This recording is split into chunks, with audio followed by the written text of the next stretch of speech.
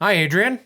Welcome to episode 70 Thank you. of KT Confidential. Adrian Trott, Ariel Kormendy. KT Confidential, the real estate podcast. This is a crazy day. So everybody's going to be listening or watching this on Monday, but today's Friday. So we record Thursday, Friday, and airs on Monday. And we haven't announced it officially yet. We just had a team meeting and we are going to be canceling open houses until further notice. That's right. Here's the thing.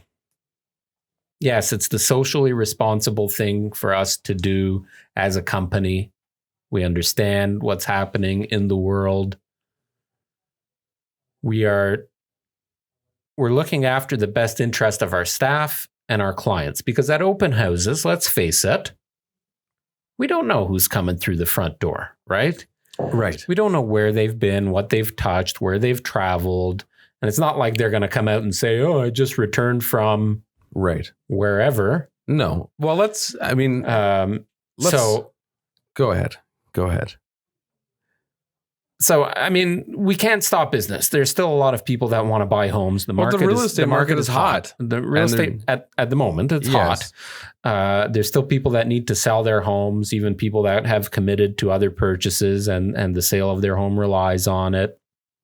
There's still a lot of people that want to take advantage of low mortgage rates and get themselves into the home for the summertime. Like, this is the spring market. This is not a joke. Like, this is the hottest time of the year. One of the hottest times, I always say, is the early spring and then sometime after school starts in the fall. Right. So to make an announcement like this is big, but business doesn't stop. Well, let's put things into perspective. What we're doing is limiting and just protecting as best as we can our staff and our clients. And that's procedural. That's washing hands, hand sanitizers, making sure that everybody's protected in the best of their ability. But open houses, even though we do believe they do help sell your home, at the end of the day, the value that they provide is not, in our opinion, not on par with the protection that it's going to provide for our clients' homes and our staff. So I think this was a tough decision, but an easy one at the same time. It's going to encourage private showings. Well, that's the thing. Let's put it in perspective. So a lot of people are going to be asking, how will this impact real estate in general, and also how will this impact the sale of my home for those who are currently in the process of listing their home, or those who have their home on the market. So let's look at open houses. There are a number. There's a percentage of people that come to open houses that are what we referred to in the auto industry as tire kickers. They're just browsing. They do this as a hobby. They go out and see houses on the norm every weekend. That's what they do. Sometimes it's a family routine they do. They want to see what houses look like, get decorating ideas. They like looking at houses. Real estate is a hobby for many. So, we don't need them coming through the house. It doesn't do anyone any good. The other group of people are, if they're interested buyers and there's no open house, they're going to schedule appointments. So, yeah, a lot of people that come through the open houses, they are represented by a realtor, or it'll encourage somebody to reach out for proper assistance. And of course, our staff is on call for those people that do need a private showing. But it allows us to properly qualify them and be in a more, I don't want to say a confined environment, but essentially that's what you're doing, right? Like you're limiting the access to the home by not leaving the door open, but you're not limiting it because you're still making it accessible to those that are truly interested in buying your home. Right.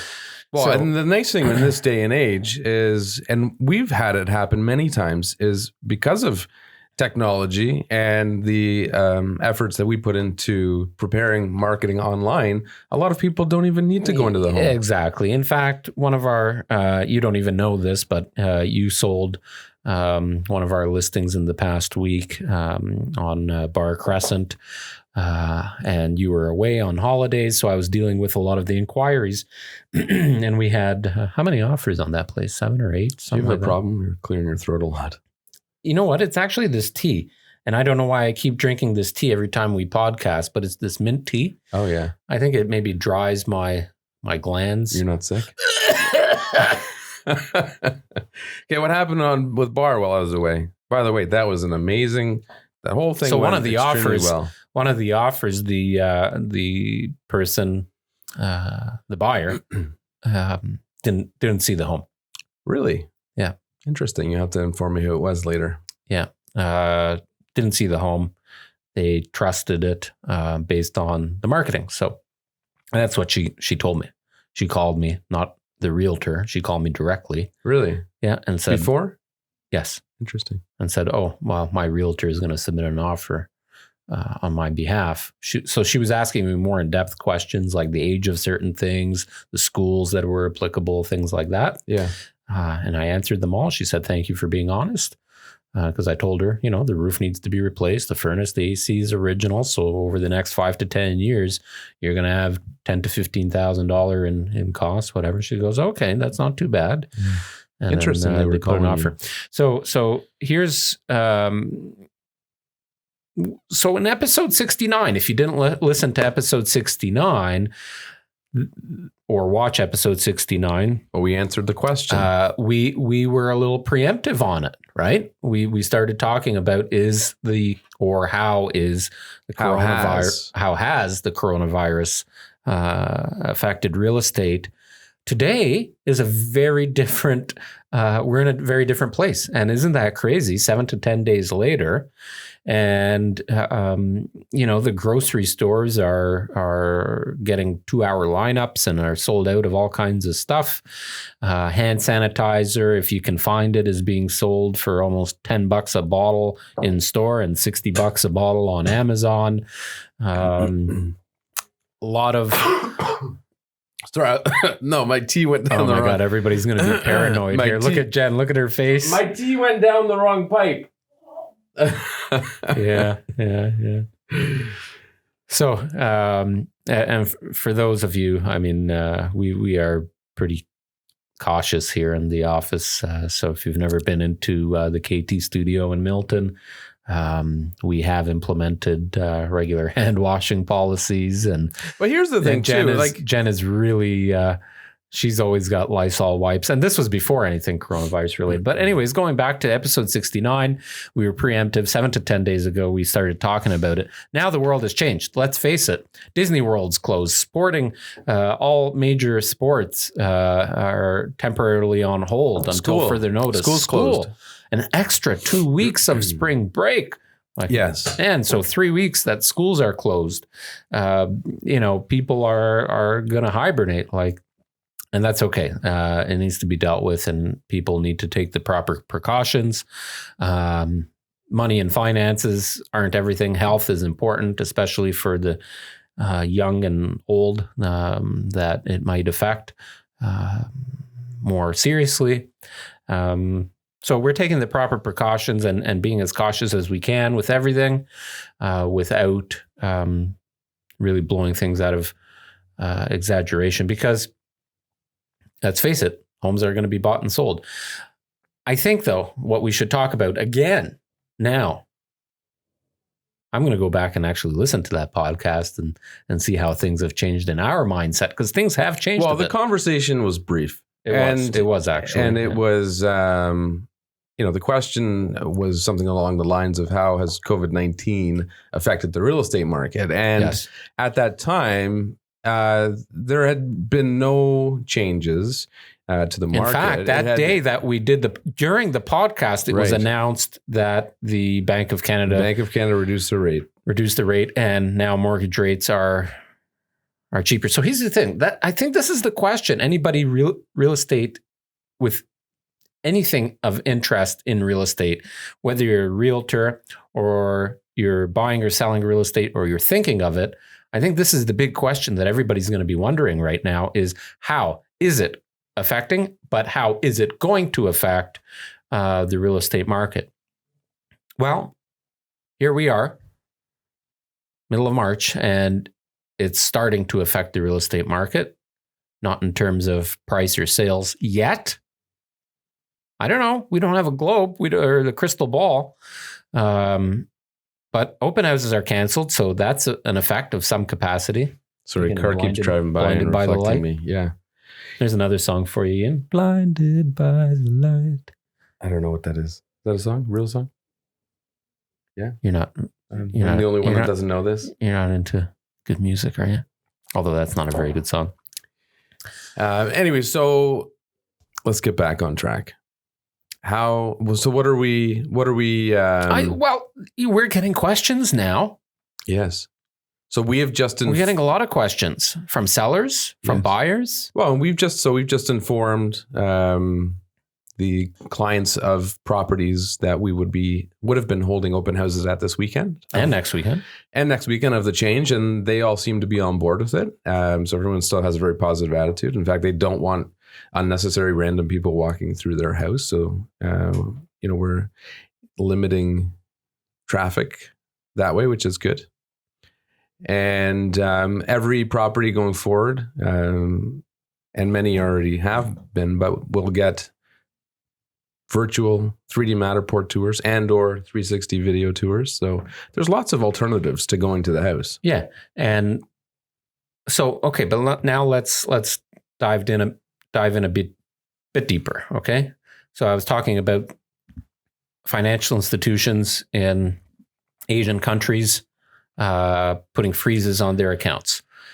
That's going to affect the big markets in Canada, so primarily Toronto, Vancouver. Yeah. It's going to have a trickle-down effect a little bit.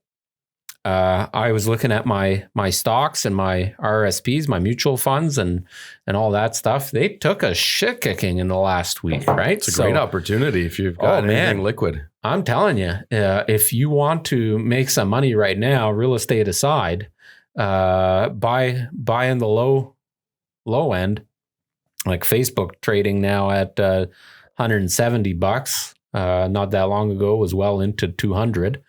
They're going to get back up there. You look at travel stocks, Expedia, some airlines, like this is all going to blow over. This is not the end of the world. It's all going to blow over. So if you've got a few extra bucks, it might be a good time to invest because you will be buying low. So the question is the real estate market, are the prices of real estate going to do the same thing? So interestingly, if you look back to SARS, what year was SARS? 2002? Was it that long ago? Yeah, maybe about that. There were statistics. I can look it up just for curiosity. Statistics on the sales rate and prices. Yes. Of real estate during that period of time. Yeah. Things did stabilize a bit, but once it all blew over, it popped back up. It actually created a hotter market.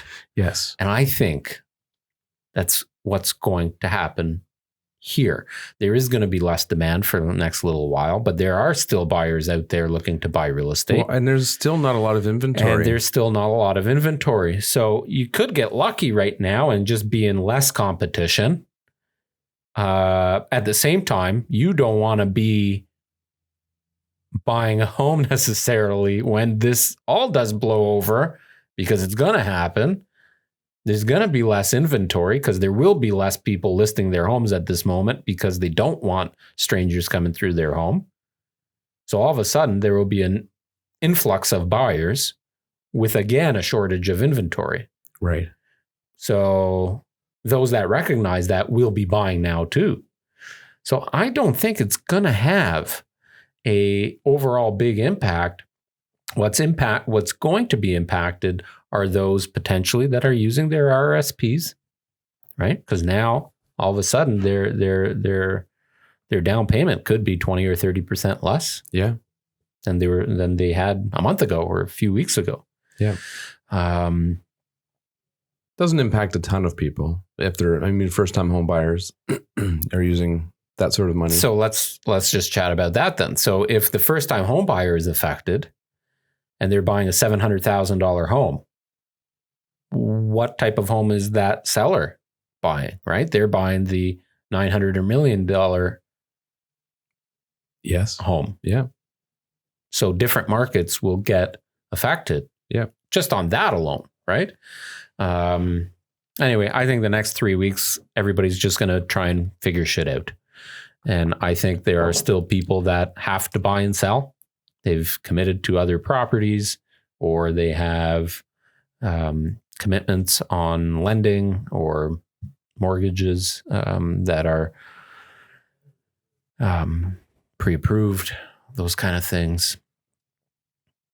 I don't know. Why are you looking at me like that? I'm just absorbing it, taking it all in. Yeah. I don't think anybody has any answers at this moment. But there's no way to know what's going to happen. Listen, at the end of the day, you need to live somewhere. The market in Canada is still super strong. The mortgage rates are very, very good right now. I think the important thing that people need to be doing is just not getting into mass hysteria. Well, that's it. That's right? the problem. And taking the necessary precautions to protect yourself and protect those around you. So, stop buying up all the toilet paper unnecessarily. Stop hoarding. Take your fair share of what you need. I'm sure as hell not waiting 2 hours in line at the grocery store. I don't know about you. Oh, I got to go buy groceries today, so I guess you're going to have to. Yeah. Are there any 24-hour stores in Milton now? They all stopped doing that. Nope. Yeah, Metro used to. Sobeys used to. They all stopped. Yeah. No 24-hour. That's too bad. And yeah, just like it's flu season. News break, wash your hands. Like how is this? At least, if something good has come out of this, perhaps it's just teaching people how to be more sanitary. Well, that's it. Hopefully the globe comes out of something like this more educated and more equipped. Well, I think it's the people, but also the governments to make sure that they have the proper processes in place to manage these things. I listen to a lot of talk radio and a lot of podcasts, and there are some people talking about conspiracy. Always, of course. What are you hearing? Well, is it unfathomable to think that there is in the media somewhere some big guys saying, "Oh, here's our opportunity for something"? Whether they created the virus? Well, not necessarily, but if I've talked to and you've got a good friend who's a doctor, and we've done a lot of research on it. Natalie hates this comment because I've said it over the last couple of days. It's a flu. Yes. It's a different strain and can affect people and kill people especially for the elders. Yeah. I don't know. There's tons of all kinds of diseases in this world that are much worse. How about all the people dying of starvation? There's a really funny video on Facebook right now. Like that I'll have to send you the link later.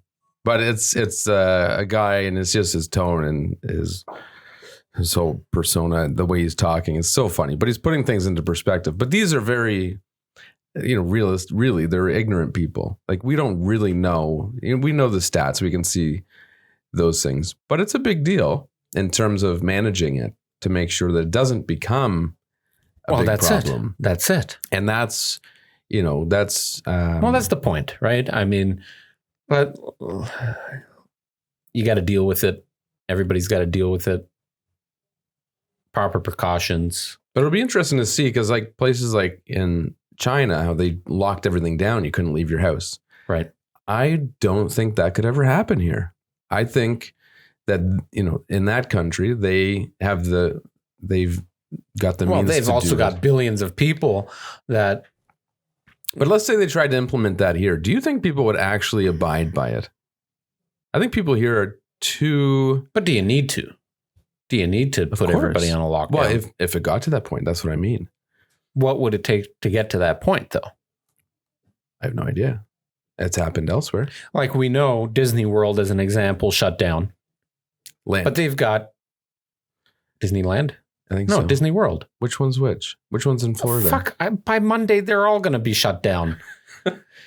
But that's because they've got thousands and thousands of people. Anything tourist related, of course. Travel, done. Yes. Which is why I said travel stocks might be a great place to invest over the next couple of weeks. If the companies can survive, well, yeah. Expedia? Well, you would think so.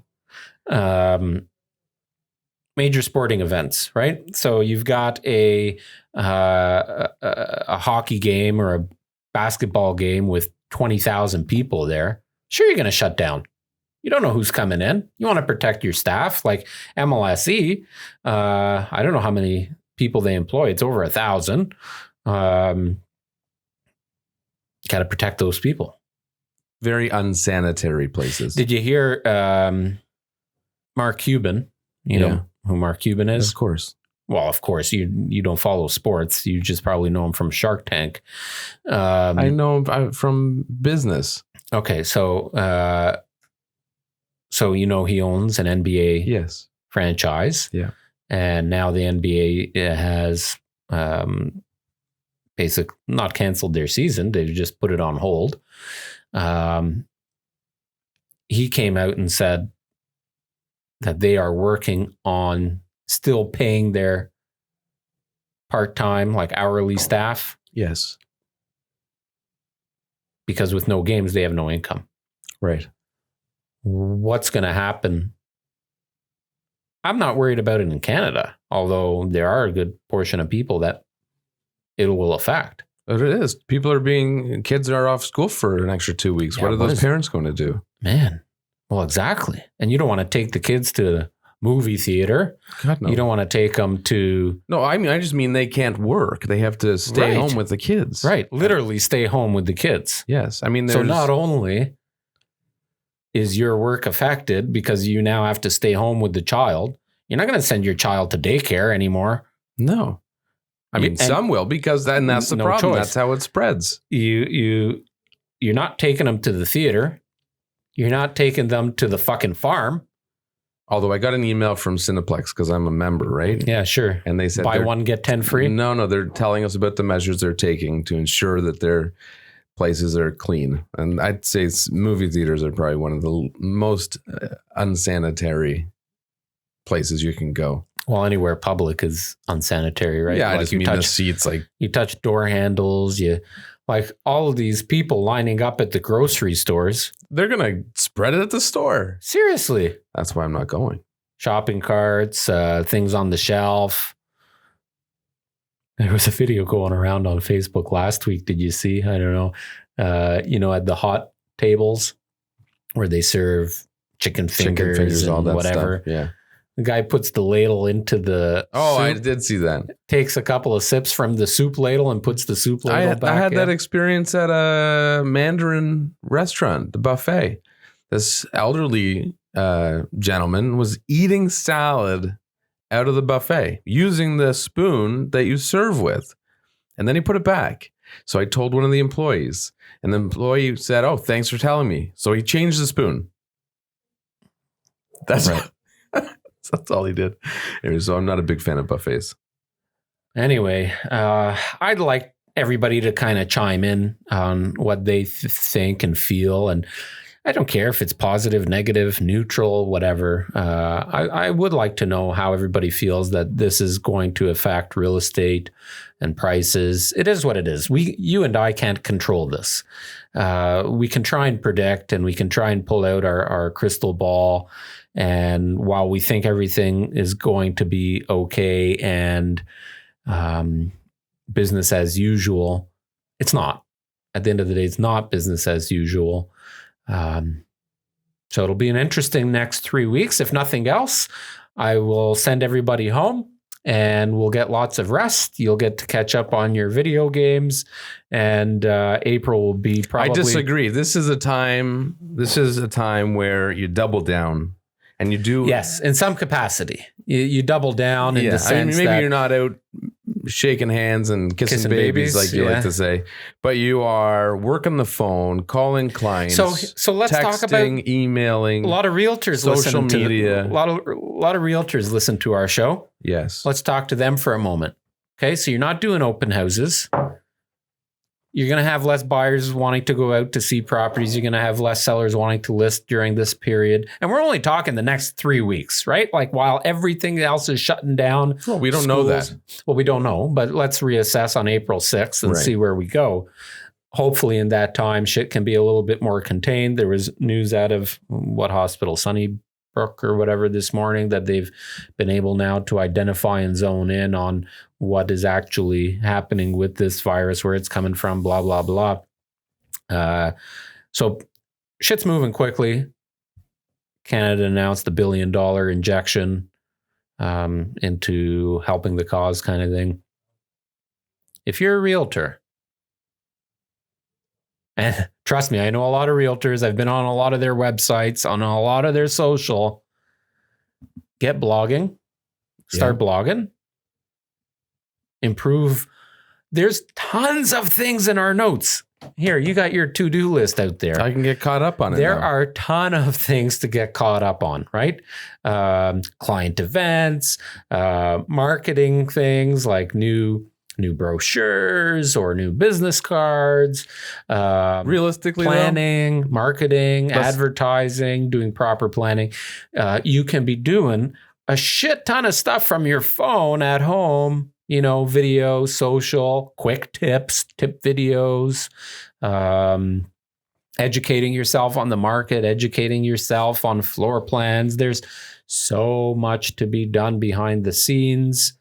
So even if you're not out there showing as many properties or doing the open houses, still commit that time to work, right? Like if you're scheduled to do an open house like our guys were on Saturday and Sunday from 2 to 5, that means they're working really from 1 to 6.